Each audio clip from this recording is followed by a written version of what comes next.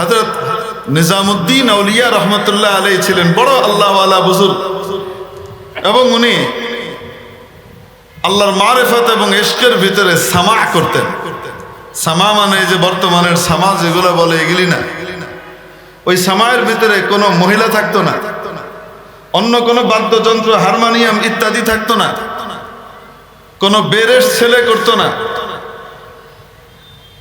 বারেশ গায়রে মাফতুন মানুষ করত, এবং সেটার ভিতরে পার্থক্য ছিল শুধু একতারা বাজাইতো। একতারা আছে না, একটা তার, এটা টুং টুং করে বাজাইতো আর গাইতো। শরীয়তের দৃষ্টিতে এটা বিদআত। ওই জমানার বিখ্যাত বড় আলেম ছিলেন এবং বড় মুফতি ছিলেন শেখ জিয়াউদ্দিন সাহেব রহমতুল্লাহ আলাইহি। তো শেখ জিয়াউদ্দিন সাহেব রহমতুল্লাহ আলাইহি হযরত নিজামুদ্দিন আউলিয়া রহমতুল্লাহ আলাইহির আল্লাহওয়ালা হওয়ার যে উঁচু মাকাম এটা জানতেন, কিন্তু ওনার পরিপূর্ণভাবে উচ্চতায় পৌঁছার জন্য যে বাধা, সেই বাধাটা ছিল এই ছোট্ট কাজটা। এটার কারণে উনি নাকির করতেন, বাধা দিতেন। একবারের ঘটনা, হযরত নিজামুদ্দিন আউলিয়া রহমতুল্লাহ আলাইহি ডাকছেন, ওনাকে দাওয়াত দিছেন ওনার মজলিসের ভিতরে, দেখো আমি কি কোনো বেদাত করি কিনা। তো উনি আসছেন, জিয়াউদ্দিন সাহেব রহমতুল্লাহ আলাইহিকে দাওয়াত দিছেন, এসে মজলিসে বসা, আর ওইদিকে ওই যে মারিফতের গজল গাইতেছে একজন। তো হযরত চুপচাপ বসা, হঠাৎ উঠে দাঁড়িয়ে গেছেন হযরত শেখ জিয়াউদ্দিন রহমতুল্লাহ আলাইহি, উঠে দাঁড়িয়ে গেছেন। কিছুক্ষণ পরে দুইজনই বসে পড়ছে। একটু পরে হযরত নিজামুদ্দিন আউলিয়া রহমতুল্লাহ আলাইহি আবার দাঁড়িয়ে গেছেন, হযরত শেখ জিয়াউদ্দিন আবার দাঁড়িয়ে গেছেন, দুইজনেরই চোখ বন্ধ। আবার দুজন বসে পড়ছেন। কিছুক্ষণ পরে আবার হযরত নিজামুদ্দিন আউলিয়া রহমতুল্লাহ আলাইহি দাঁড়িয়ে গেছেন, শেখ জিয়াউদ্দিনও দাঁড়িয়েছেন। এবার অনেকক্ষণ দুইজন দাঁড়িয়ে আছেন, কোনো বসাবসি নাই। হঠাৎ হযরত নিজামুদ্দিন আউলিয়া রহমতুল্লাহ আলাইহি বলছেন, শুনতো লিয়া, শুনেছ তো? আর হাকিম জিয়াউদ্দিন চোখ বন্ধ অবস্থায় বলতেছেন, কাহ তো দিয়া, বললেন তো। দিয়ে দুজন আবার বসে গেছে, চোখ খুলছে। পরবর্তীতে হযরত জিয়াউদ্দিন রহমতুল্লাহ আলাইহিকে কেউ জিজ্ঞেস করেছে, হযরত আপনি তো ওনার মজলিসে যান না, এই বেদাতের কাজটা করে বলে, এই একটা বেদাত করেন উনি, এটার কারণে আপনি যান না। তো গেলেন কেন? সে বারবার ইসরার করছে, দেখার জন্য গেছিলাম আসলে সচক্ষে, তো দেখলাম আসলেই তো বেদাত।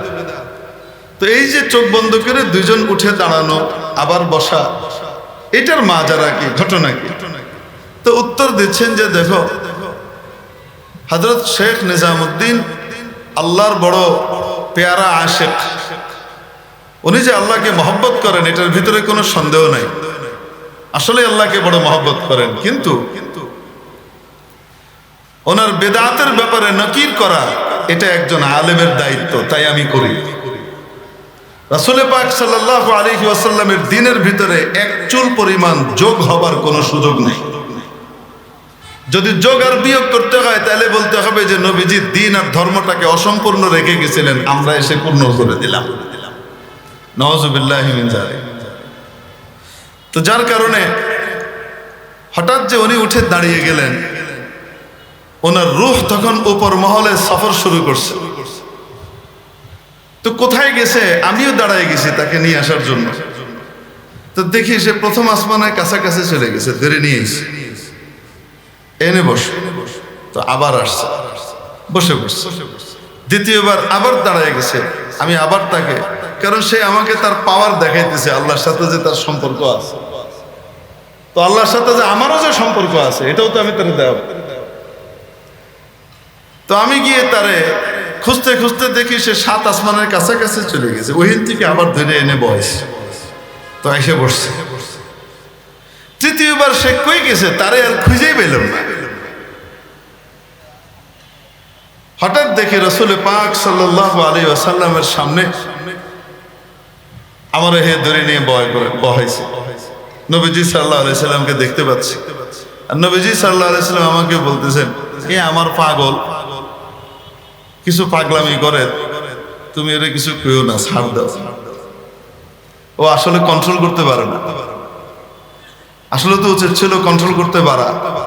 আমার দিনের ভিতরে তো কোনো অপূর্ণতা নাই, কন্ট্রোল করার ভিতরেই আসলে সত্যিকারের সাফল্য। ও বেচারা পারে না, কিছু কইও না। তো এটা বলার পরে উনি আমাকে বললেন, শুনছো তো, শুনছো কি বলছেন? তুমি যে নবীর শরীয়তের কথা বলো আর আমারে বেদাতি কও, শুনছো তো কি বলছেন? তো আমি বলছি যে হ্যাঁ বললেন তো। হযরত তারপরেও যে আপনি বলেন, দেখেন এই যে যেগুলা মাকামাতের কথা যেগুলা বলতেছি, এগুলা উম্মতের জন্য দলিল নয়। দলিল তো ওইটাই যে কোরআন সুন্নাহ নবীজি রেখে গেছেন আর সাহাবীরা ওইটার উপরে আমল করেছেন। ওইটার উপরেই চলতে হবে, ওইটার উপরেই ফতোয়া দিতে হবে, ওইটার উপরেই মাসালা বলতে হবে। অন্তর্নিহিত জগতে কি হচ্ছে সেটা ধর্তব্য নয়। তাই আমি বলেই যাব। বাকি রইল আগে যেভাবে তাকে বলতাম সরাসরি, যেহেতু নবীজি বলছেন যে কেউ না আপাতত ছাড় দাও পাগল, তাই আমি ছাড় দিয়ে দিচ্ছি। হযরত শেখ জিয়াউদ্দিন রহমতুল্লাহ আলাইহি মৃত্যুসজ্জায় শায়িত, মারদুল ওয়াফাতে আছে। ডাক্তাররাও বলে দিছেন এই যাত্রায় পার পাওয়া মনে হয় অসম্ভব, হযরত মনে হয় চলে যাবে, শরীর এত খারাপ। হযরত নিজামুদ্দিন আউলিয়া রহমতুল্লাহ আলাইহি আসলেন শেখ জিয়াউদ্দিন সাহেবকে দেখতে। খবর দেওয়া হলো যে হযরত নিজামুদ্দিন আউলিয়া আসছেন, আপনার সাথে দেখা করবেন, আপনার ইয়াদত করবেন। হযরত জিয়াউদ্দিন রহমতুল্লাহ আলাইহি বলে দিলেন, যাও গিয়ে বলে দাও মৃত্যুর সময় এই বেদাতির চেহারা আমি দেখতে চাই না। আমারও মনে হয় আমি চলে যাব, আর এই সময় আমি কোনো বেদাতির চেহারা দেখতে চাই না, গিয়ে বলে দাও। হযরত শেখ জিয়াউদ্দিন রহমতুল্লাহ আলাইহির কথা এটাকে নিজামুদ্দিন আউলিয়া রহমতুল্লাহ আলাইহিকে বলা হইল। নিজামুদ্দিন আউলিয়া রহমতুল্লাহ আলাইহি খবর পাঠাইলেন কাসেদকে দিয়ে, যাও বলো নিজামুদ্দিন আসছে, তওবা করে আসছে, আর কখনো সামা করবে না। যাই বলো যে তওবা করে আসছে। গিয়ে যখন বলছে, বলার সাথে সাথে হযরত শেখ জিয়াউদ্দিন রহমতুল্লাহ আলাইহি নিজের মাথার যে পাগড়িটা আছে ওটাকে নামাইয়ে দিয়ে বললেন, যাও দরজা থেকে এই পাগড়িটা বিছাইয়া দাও, আর বলো যেন এই পাগড়ির উপর দিয়ে উনি পা রেখে হেঁটে আসেন। আনা কে খাকরা বনজর কি মিয়া কুনন, আয়া বওয়াদ কে গোশায়ে চশমে বমা কুনন। আরে সে সমস্ত মহামনীষীরা, রত্নরা, যাদের চোখের এক দৃষ্টিতে সাধারণ মাটি পরশ পাথরে পরিণত হবে, কি বা ক্ষতি হবে? এ সমস্ত আল্লাহওয়ালারা যদি চোখের কোনা দিয়েও আমার দিকে একটা নজর দেন। তাহলে শেখ নিজামুদ্দিন আউলিয়া রহমতুল্লাহ আলাইহির নজর নেবার জন্য ওই শেখ জিয়াউদ্দিন রহমতুল্লাহ আলাইহি এখন তামান্না করতেছেন, যিনি ওনার বিরুদ্ধে বলতেছিলেন কেন নবীজির শরীয়তের খেলাফ করতেছিলেন। তাই ওলামায়ে কেরাম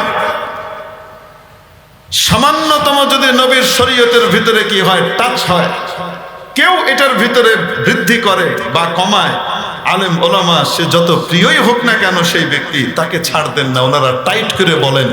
আর টাইট করে বলার কারণে দুনিয়াতে অনেকে তাদেরকে শত্রু জ্ঞান করে, আসলে এনারা হলেন তাদের মুহসিন, তাদেরকে জাহান্নামের পথ থেকে মুক্ত করে জান্নাতের দিকে নিতে চায়। মেরে মুহতারাম দোস্ত, আজিজ ও বুজুর্গ, এই জন্য বলতেছিলাম, ওই যে কথা থেকে গেছিলাম যে কোনো কিছু যখন বড় কাছ থেকে মঞ্জুর করাইতে হয়, তো তখন মঞ্জুর করানোর আগে কার্টেসি হলো প্রথমে তার প্রশংসা করা, তারপরে বলা আমরা আপনারই, তারপর গিয়ে বলা আমাদের এই জিনিসটা যদি একটু পুরা করে দেন, আপনি আপনার চোখের কোনা দিয়ে যদি একটু নজর দেন, সামান্য দৃষ্টি দিলেই আমাদের এই বড় বড় সমস্যাগুলোর সমাধান হয়ে যায়। বলে কি বলি না? এখান থেকে গেছিলাম যে সামান্য দৃষ্টি দিলেই কি হয়ে যায়, পুরা হয়ে যায়। তো রব্বে যুল জালাল আমাদেরকে দোয়া শিখিয়েছেন, 17 বার এই দোয়া নামাজের ভিতরে করান। এই দোয়াটার জন্য কোরআনে কারীমের নির্যাস দিয়ে রেখেছেন সূরা ফাতিহার ভিতরে প্রথম 3 আয়াত হলো রব্বুল আলামিনের প্রশংসা। আলহামদুলিল্লাহি রাব্বিল আলামিন যত প্রশংসা হতে পারে সমস্ত প্রশংসা মহাবিশ্বের প্রতিপালক একমাত্র আল্লাহর জন্য। আর রহমানির রহিম, যিনি পরম করুণাময় অতিশয় দয়ালু। মালিক ইয়াউমিদ্দিন, বিচার দিবসের মালিক, অর্থাৎ যেমনি ভাবে তিনি দয়ালু তেমনি ভাবে তিনি কঠোরও বটেন। কারণ যখন গোটা পৃথিবী ধ্বংসস্তূপে পরিণত হবে, সব সমান করে দেওয়া হবে, কিছুই নাই, কোনো উঁচু নিচু জায়গা নাই। রব্বুল আলামিন খালি জায়গার মধ্যে যখন কেউ নাই, সবাইকে ওয়াফাত দেওয়া হবে, সবার রূহ কবজ করা হবে। হযরত আজরাইল আলাইহিস সালামের রূহও তাকে কবজ করতে বলা হবে। কেউ নাই ওই সময় মাওলায়ে কারীম ঘোষণা দিবেন, প্রশ্ন রাখবেন, লিমানিল মুলকুল ইয়াউম, লিমানিল মুলকুল ইয়াউম, আজকের এই রাজত্ব কার? লিমানিল মুলকুল ইয়াউম, আজকের এই রাজত্ব কার? শেখ হাসিনা দিল্লি গিয়ে পালায় বেরিয়েছে। তারপরে অনেকে আবার আফার আশায় আছে, আইব আইব ইনশাআল্লাহ ফি ইয়াউমিল কিয়ামা দেয়া সাক্ষাৎ হবে।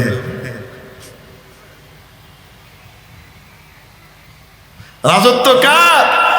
চলে যাওয়ার পরে যারা ক্ষমতায় আইবার চাইবা যারা বর্তমানে আছে তাদের অন্য কেন? এই 17 বছরের থেকেও বর্তমান ইন্টারিম শিক্ষা নিয়েছে বলে মনে হয় না। এরাও নিজেদের মতো যা কিছু চায়, ইমান ইসলামের বিরুদ্ধে বিভিন্ন রকমের কর্মকাণ্ড হাতে নিয়ে সেগুলা পাশ করানোর ধান্দা করতেছে, পাশ্চাত্যের এজেন্ডা বাস্তবায়ন করে যেতেছে, ঠিক কিনা? গানের শিক্ষক নিয়োগ দেওয়ার জন্য উঠে পড়ে লাগছে। প্রতিটা প্রাইমারি স্কুলে গানের শিক্ষক নিয়োগ দিতে হবে। গান শিখলে দুনিয়া আখিরাতে নাজাত পাওয়া যায়। আমরা তো দেখি বেশিরভাগ গায়ক গায়িকা কিছুদিন পর পর গাড়ির মতো স্বামী আর বউ বদল করে, এদের নিজেরই সংসার থেকে। বেশিরভাগ গায়ক গায়িকার অবস্থা কি বলেন? পপুলার গায়ক গায়িকা যেগুলো আছে, যেগুলো এই সংস্কৃতির নামে নাটক ফাটক করে বেড়ায়, এগুলোর বেশিরভাগের সংসার কি একটা না কয়দিন পর পর? আরে কন্যা কেন? আরে ভাদ্র মাসের হেডের মতো।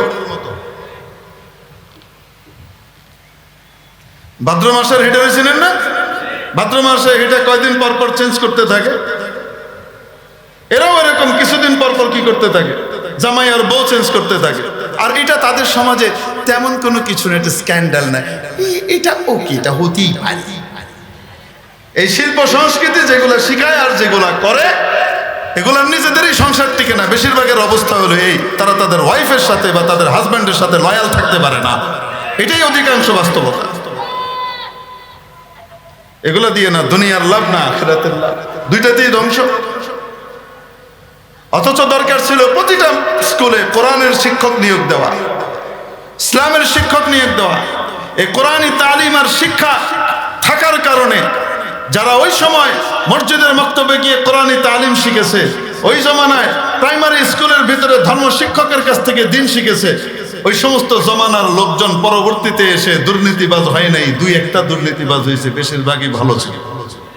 আর কোরআনী শিক্ষাকে বাদ দেওয়ার পর থেকে এখন দুর্নীতিতে দেশ চ্যাম্পিয়ন আর চ্যাম্পিয়ন হয়ে যেতেছে। কোনো সময় অনারারি চ্যাম্পিয়ন হইতেছে, কোনো সময় কাগজ কলম দিতেছে, হয়েই যেতেছে। তো দেশ বাঁচাতে হলে ধর্ম শিক্ষকের, ইসলাম ধর্মের শিক্ষকের দরকার আছে না নাই? কোরআনী শিক্ষক নিয়োগ দেওয়ার ব্যাপারে দরকার ছিল। ওরে আল্লাহ, এই শয়তানি মার্কা লক্ষ লক্ষ তারা কি নিয়োগ দিবে? এই শয়তানি টাইপের জিনিস শেখানোর জন্য জিনিস নিয়োগ দিবে। এটা নিয়ে সার্কুলার দিয়ে দিল হেফাজতে ইসলাম বাংলাদেশ। গোটা আলেম ওলামার তরফ থেকে কঠিনভাবে এর মোকাবেলা, যথাযথভাবে জবাব দিল, বৈঠকের পর বৈঠক দিয়ে আবার চাপও দিল, যদি না হয়, যদি তোমরা এটাকে না করো তাহলে আমরা আন্দোলনে নামবো। এবং কিছু আন্দোলন শুরু হয়ে গেল গরম দিয়ে। তারপরে গো গো গো গো গো গো গো, ওই যে লেঙ্গুর দুই ঠ্যাঙের তলে স্বভাব যেটা হয় আর কি। তারপরে গিয়ে তলে আসছে এই যে সপ্তাহখানিক আগে হেফাজতের মহাসচিব হযরত আল্লামা সাজিদুর রহমান সাদ্দামাত বারাকাতুহুল আলিয়ার কাছে মেসেজ করে পাঠাইছে। যেই দিন পাঠাইছে ওই দিনই আমার সাথে ওনার এসার পরে দেখা হয়েছে এক মজলিসে। তিনি তখন আমাকে বলতেছেন যে আমার কাছে এটা পাঠাইছে যে আলহামদুলিল্লাহ এই সার্কুলার পোস্টপোন করা হয়েছে, উইথড্র করা হয়েছে, গানের শিক্ষক নিয়োগ দেওয়ার যে সিদ্ধান্ত ছিল সেটা বাদ দেওয়া হয়েছে। হেফাজতরে তো সবাই গেলেই যায়, বিভিন্ন রকমের বিভিন্ন কথা বলেই যায়। হাটহাজারী হযরত রহমতুল্লাহ আলাইহির ইখলাস এর বদৌলতে এবং লাখো আলেম ওলামা এবং তৌহিদি জনতা মহব্বতের এবং চোখের পানির বদৌলতে আর শত শত শহীদের রক্তের বদৌলতে যে কাফেলা এই ভিতের উপরে দাঁড়িয়ে আছে, এই কাফেলাকে থাপড় মারলেই, নাড়া দিলেই, গুঁতা দিলেই, ঠেলা দিলেই ফালায় দেওয়া সম্ভব না। এটা তো মকবুলিয়ত উপর থেকে আসে। কেউ যদি এটাকে নিয়ে ছিনিমিনি খেলে নিজের স্বার্থ উদ্ধার করতে চায়, তাহলে রব্বে যুল জালালের পক্ষ থেকে সময় আসলে সেই ছিটকে যাবে, জামাত ইনশাআল্লাহ ঠিক থাকবে। এজন্য হেফাজতের সমালোচনা না করে ভালো ভালো পজিটিভ কি কি আছে সেগুলো করে দেখানো দরকার। এখনো পর্যন্ত বাংলাদেশের সরকার যদি কাউরে গনে আর ডরায়, তাহলে হেফাজতে ইসলামরে ডরায়, অন্য কোনো দলরে ডরায় না। অবাস্তব না বাস্তব? আল্লাহ পাক এই জামাতকে পরিপূর্ণভাবে সহি তরিকায় আল্লাহ এবং আল্লাহ রসুলের রেজামন্দির উপরে, সাদাদের রায়ের উপরে, ইখলাসুল ইল্লাহিয়তের উপরে অটল থাকবার তৌফিক দান করেন, আমিন। আলহামদুলিল্লাহ। তারপরে আবার ফোন করে বলছে, হুজুর আমরা এটাকে ফিরাই এনেছি, আপনাদের বক্তাদেরকে একটু থামান, আমাদের হুজুরদেরকে একটু বলেন আমাদের বিরুদ্ধে না করতে। একটাই না ফিরাইছো, আরো 10 গান যেগিন আছে হেগুন। এই জন্য বললাম 17 বছরের ওইটার থেকে যে নতুন গুলা শিক্ষা নিছে তা তো দেখতেছেন, সুযোগ পাইলেই ছুরি মারতেছে। সামনে যে আসবে তাকেও বলে দিতে চাই, যেই আসো না কেন, এদেশে কোরআন সুন্নাহর বিরুদ্ধে যদি যাইতে চাও তাহলে জমিনের নিচে মাটি থাকবে না ইনশাআল্লাহ তাআলা। হ্যাঁ, একজন তো ধোকাবাজি মার্কা কথা কইছিল মদিনা সনদে দেশ চালাবে, আরেকজন বলছে যে আমরা মদিনার ইসলামে বিশ্বাসী। একজন মানুষ যদি বলে যে আমি মদিনার ইসলামে বিশ্বাসী, আমল করুক আর না করুক, আমলের ঘোষণা দেয় নাই, কিন্তু ঘোষণা দিছে যে আমার আকীদাটা কার মতো, মদিনাওয়ালার মতো আমি আকীদা রাখতে চাই। তো এটা অ্যাপ্রিসিয়েট করার, দুইটা এক না। একটা হলো মদিনা সনদে বিশ্বাসী বলছি মানে আমি মদিনা সনদের দেশ চলবে, মানে আমলে পরিণত করে দেখাবে, এই কথার ঘোষণা দিয়ে তারপরে সমস্ত টাউট বাটপারগিরি করে গেছে। তো ওইটা আর মদিনার ইসলামে বিশ্বাসী, দুইটা কথা হুবহু কি নয়, এক নয়। তো আমার রাজনৈতিক মতের বিরুদ্ধে কেউ যদি থাকে, তার ভালো কথা কেউ আমি আঘাত করা এটা অনুচিত। হতে পারে রাজনৈতিকভাবে আমি ওনার মতের বিরুদ্ধে, কিন্তু তাই বলে যেটা অ্যাপ্রিসিয়েবল এমন জিনিসকেও কি করা, আঘাত করা ঠিক না। বরং দোয়া করা উচিত যে আল্লাহ পাক এই বিশ্বাসকে বাস্তবে রূপায়িত করবার তৌফিক দান করে। বিশ্বাসের যে কথা বলা হয়েছে সেটাকে বাস্তবে আনবার তৌফিক নসিব করে। আফসোস হলে এদেশে সকলেই জানে ইসলাম ছাড়া ক্ষমতায় যাওয়াও যায় না, ইসলাম ছাড়া ক্ষমতায় থাকাও যায় না।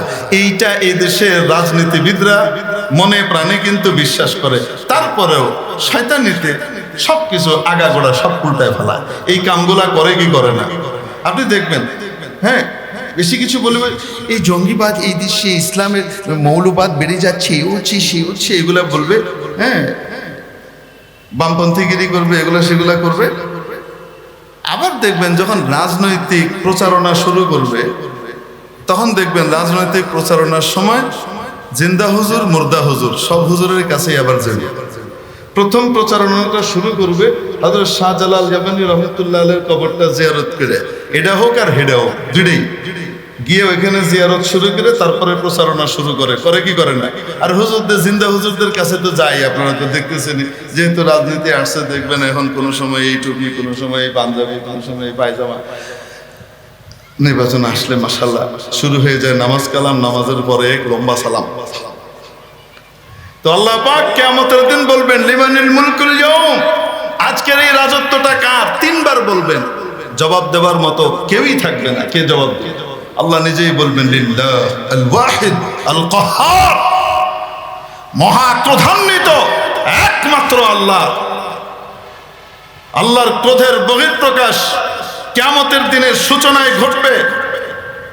এজন্য তৃতীয় আয়াতে সেটাও বলেছে মালিক ইয়াউমিদ্দিন, বিচার দিবসের, বিনিময় দিবসের একচ্ছত্র অধিপতি মালিক। প্রথম প্রশংসা আলহামদুলিল্লাহি রাব্বিল আলামিন, যাবতীয় প্রশংসা সকল বিশ্বের প্রতিপালক একমাত্র আল্লাহর জন্য, যিনি পরম করুণাময় অতিশয় দয়ালু। তৃতীয় হলো বিচার দিবসের মালিক। প্রশংসা শেষ, এইবার আমি হলাম, আমরা সবাই আপনার দলের। কয়নি কয় না? এখান থেকে আপনার মার্কাই ফাঁস করে। এটা বলার জন্য বলে ইয়্যাকা না'বুদু ওয়া ইয়্যাকা নাস্তাঈন, ইবাদত একমাত্র আপনারই করি, সাহায্য একমাত্র আপনার কাছেই চাই। ইবাদত একমাত্র আপনারই করি, সাহায্য একমাত্র কার কাছে চাই? আপনার কাছেই চাই। এটা দিয়ে কি বুঝাইলো? ইয়া আল্লাহ, আমি একমাত্র আপনার দলের। উলাইকা হিজবুল্লাহ আলা ইন্না হিজবাল্লাহি হুমুল মুফলিহুন, উলাইকা হিজবুশ শাইতান আলা ইন্না হিজবাশ শাইতানি হুমুল খাসিরুন। দল মূলত দুইটা, একটা আল্লাহর দল আর একটা হলো শয়তানের দল। আল্লাহর দলে যোগ না দিলেই শয়তানের দল। দল কয়টা মোট? আয় আল্লাহ, আমি একমাত্র আপনারই ইবাদত একমাত্র আপনারই করি, সাহায্য একমাত্র আপনার কাছেই চাই, আর কারো কাছে চাই না। বিশ্বাস করি সবকিছু দেওয়া এবং দেওয়ানোর মালিক আপনি। এমন নয় নামাজ তো পড়ি এবং প্রতিদিন বলি ইবাদত একমাত্র আপনারই করি, আপনার কাছেই চাই, অথচ যে জিনিস কেউ দিতে পারে না আল্লাহ ছাড়া, সেই জিনিস আবার খাজার দরবারে গিয়ে চাই।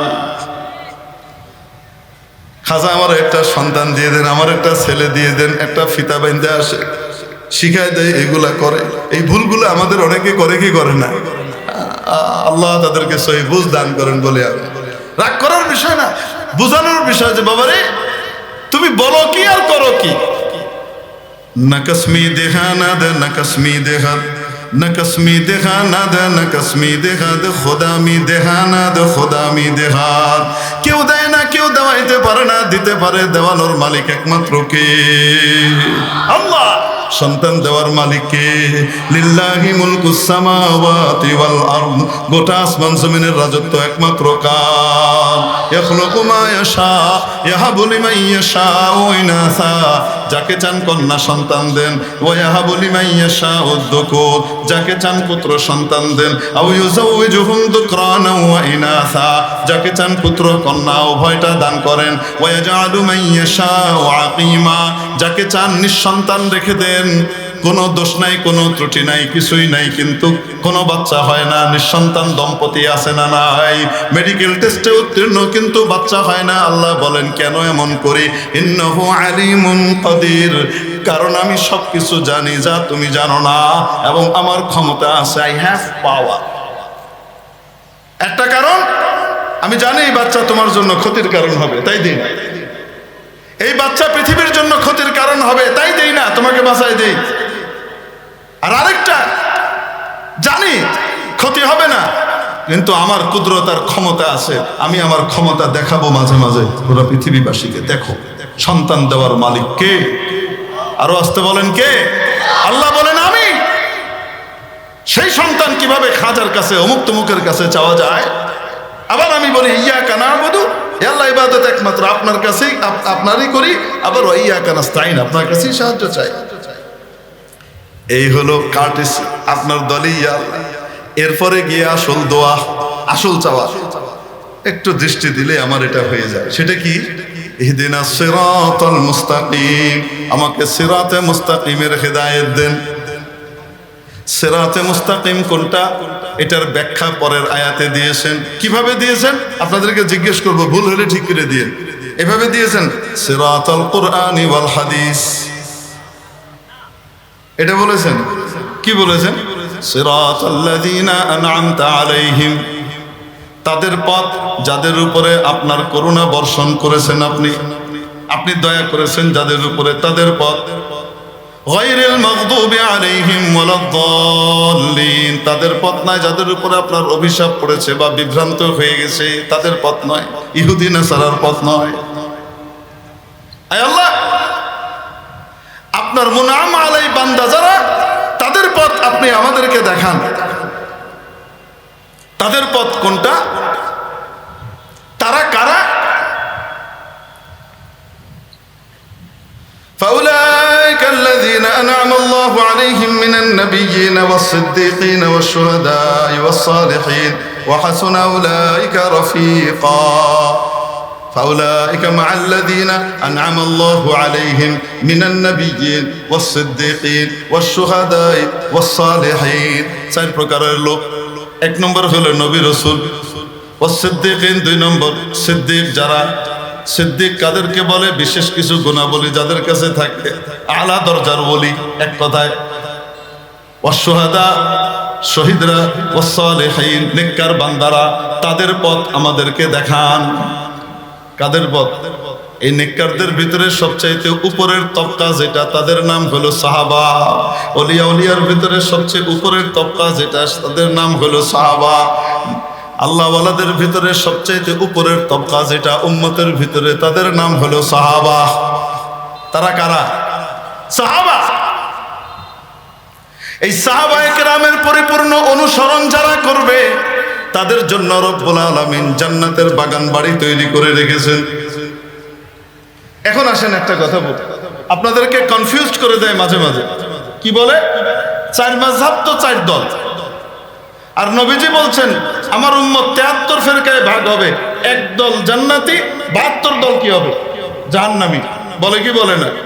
মাযহাবের কোন দলটা জান্নাতে যাবে, এরকম একটা খোঁচা আপনার মনের ভিতরে দেয় কি দেয় না?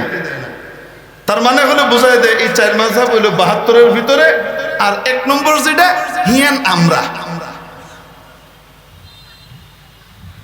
আমরা যারা সুন্দর ব্যানার লাগাই, আলে ওদস ব্যানার লাগাইছে খুব সুন্দর, কানা ছেলের নাম পদ্মলোচন।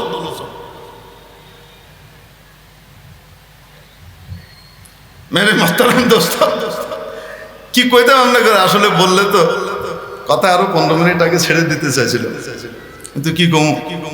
সাহাবায়ে কেরাম ইনাদেরকে আল্লাহ তাবারাকা ওয়া তাআলা হকের মাপকাঠি বানাইছেন।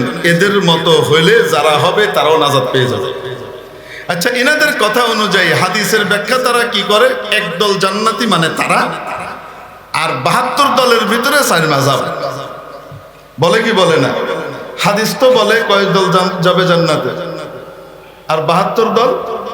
হাদিস বলে এটা, আর কোরআন বলে কয়টা? দেখেন তো দেখি, 11 নম্বর পারার 2য় পৃষ্ঠার প্রথম আয়াত। কোরআন বলে 3 দল জান্নাতে যাবে। কয় দল? আসতে বলেন, কয় দল? 3 দল। ওয়াসাবিকুনাল আউয়ালুনা মিনাল মুহাজিরিন।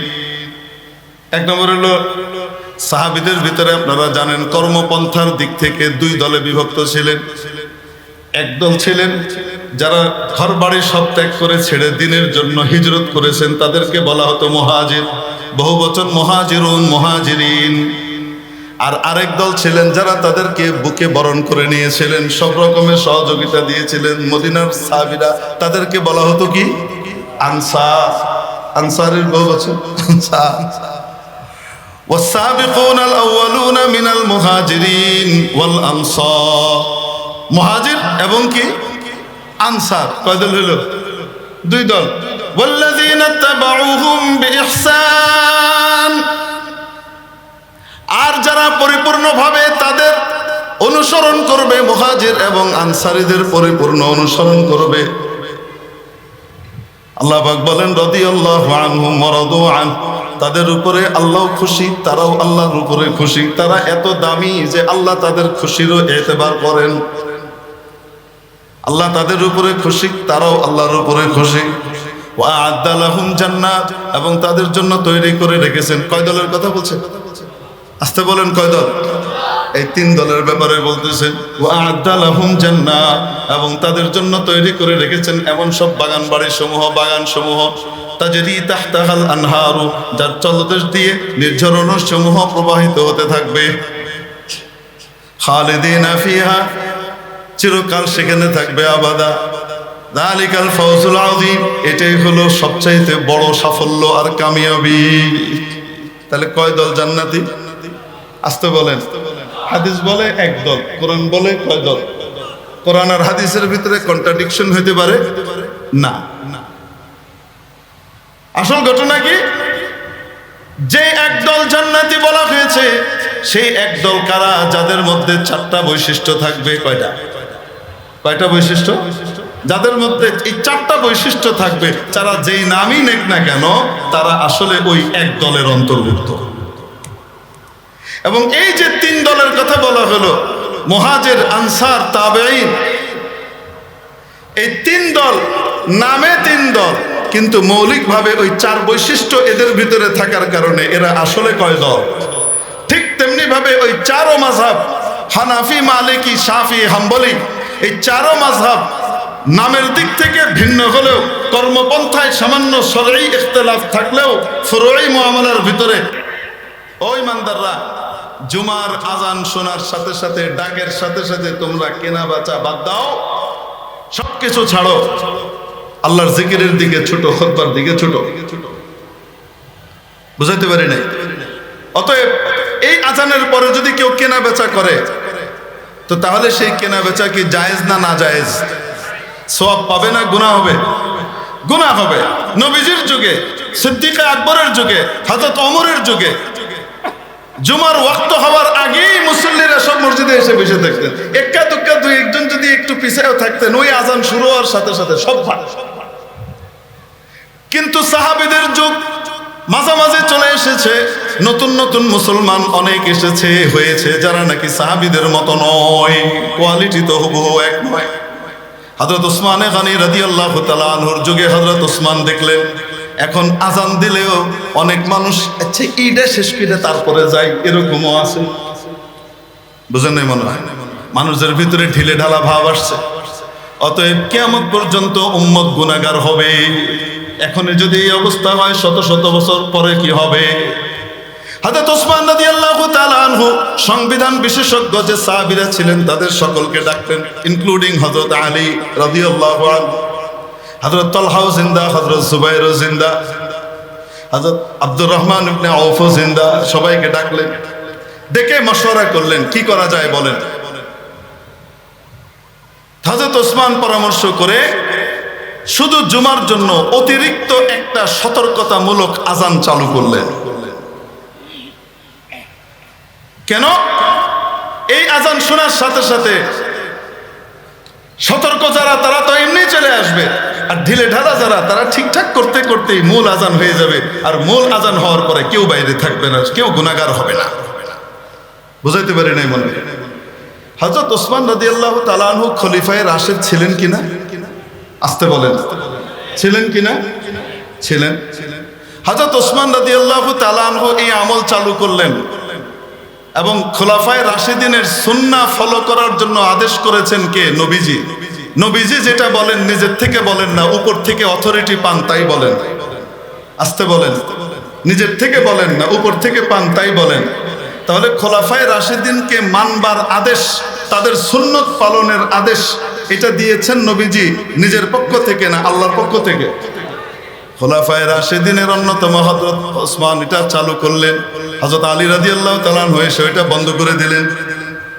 না বহাল রেখেছেন? খলিফায়ে রাশিদ হযরত আলীও বহাল রাখলেন, পরবর্তীতে হযরত হাসান, হযরত মুআবিয়া রাদিয়াল্লাহু আনহু সবাই বহাল রাখলেন।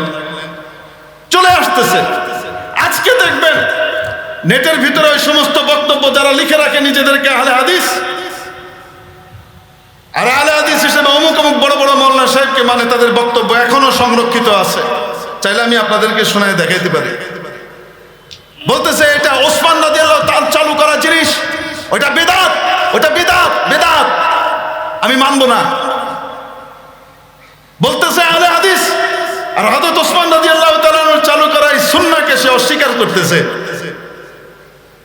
তাহলে এবার আপনাকে হিসাব করে নিতে হবে যে সুন্নতে ওমরই তারাবির 20 রাকাতকে যারা অস্বীকার করতে চায় ওমরের সুন্নত বলে, আর ওসমান রাদিয়াল্লাহু তাআলা আযানকে যারা গোতা মারতে চায় এটা হযরত ওসমানের সুন্নত এই কথা বলে এবং এটাকে বিদআত বলতে চায়, এরা আর যাই হোক না কেন কখনোই মুক্তিপ্রাপ্ত দলের অন্তর্ভুক্ত হবে না। এই জন্য সাবধান থাকা দরকার। তাদেরকেও বলবো আপনারাও সচেতন হন, আপনাদের মুরব্বীদেরকে বলেন এই সময় উল্টা পাল্টা কথা বন্ধ করতে। এক তো তাল এহেনে শুরু করছে, আরেক তাল রাজনৈতিক ভাবে শুরু হয়েছে। এমপি পদপ্রার্থী একবার হযরত খাদিজারে লয়ে টানাটানি করে, একবার হযরত ওমর রাদিয়াল্লাহু তাআলা আনহুর টানাটানি করে। আরে আছে না নাই? হ্যাঁ, এগুলা কি শুরু হয়েছে? এই সমস্ত উল্টাপাল্টা বক্তব্য দেওয়ার পরে দলের প্রধানের উচিত ছিল, দলের ফোরামের উচিত ছিল তাকে সাসপেন্ড করা, সতর্ক করা, করে নাই। তার মানে হলো দলীয় মত, এটা দল এটাকে অ্যাকসেপ্ট করে। যেই দল সাহাবায়ে কেরামের ব্যাপারে অবমাননামূলক কথাবার্তাকে অ্যাকসেপ্ট করে আর বরদাস্ত করে, টলারেট করে, এই দল দিয়ে আর যাই হোক না কেন ইসলাম কায়েম হবে না, অন্য কিছু হইতে পারে। আল্লাহ পাক আমাদেরকে বুঝবার তৌফিক দান করেন। এটাই হলো শানে সাহাবার দাওয়াত, যে আমাদেরকে সতর্ক হতে হবে। ভোট দেওয়ার সময় কেউ ইসলামের নাম লইয়া এলেই কয় আমার টুপিতে ইসলাম, আমি জামাতে ইসলাম, আমি ফাইজামাতে ইসলাম, এরকম নাম লাগাই দিলেই সে কি হবে না, ইসলাম হয়ে যাবে না। ইসলাম হওয়ার জন্য সাহাবায়ে কেরাম যে আদর্শ রেখে গেছেন, নবী সাল্লাল্লাহু আলাইহি সাল্লাম সাহাবায়ে কেরামকে যা শিখিয়ে গেছেন, নবীজির দৃষ্টি দিয়ে যারা ধন্য হয়েছেন, নবীজিকে ঈমানের সাথে দৃষ্টি দিয়ে দেখে যারা ধন্য হয়েছেন, সেই সমস্ত সাহাবায়ে কেরামের মত পথ অনুসরণ করা ছাড়া কখনোই হেদায়েতের উপরে থাকা, ইসলাম কায়েম করা সম্ভব হবে না। আল্লাহ পাক, আমি কাদের ব্যাপারে বলতেছি সবাই বুঝতেছে, আমি ওই দলের সমর্থকদেরকেও বলবো, আপনারাও আপনাদের দলের লোকদেরকে বলেন এটাকে চেঞ্জ করেন। অবশ্য চেঞ্জ করে নাই, দেখেন আমাদের আকাবিরিন শত বছর থেকে বেড়ে যেতেছে, অর্ধ শতাব্দী কাল দেশ থেকে বেড়ে আসতেছে, বদলে নাই, এখন বদলায় যাবে তা না। অতএব আপনারা আপনাদের মতামত নতুন করে বিচার বিশ্লেষণ করে ঠিক করেন, কিয়ামতের দিন এই লেঙ্গুর ধরে যাবেন নাকি আবু বকর, ওমর, ওসমান, আলীর লেঙ্গুর ধরে পার হবেন রাদিয়াল্লাহু আনহুম আজমাইন। সাহাবায়ে কেরামকে ধরতে হবে, এটা চিন্তা করে তারপরে আগান, নাহলে লাহোরি ইসলাম দিয়ে পার পাওয়া যাবে না, মদিনার ইসলাম লাগবে। আল্লাহ পাক আমাদেরকে সাহাবায়ে কেরামের নাহাজের উপরে চলবার তৌফিক দান করেন। ওয়া আখিরু দাওয়ানা আলহামদুলিল্লাহি রাব্বিল আলামিন।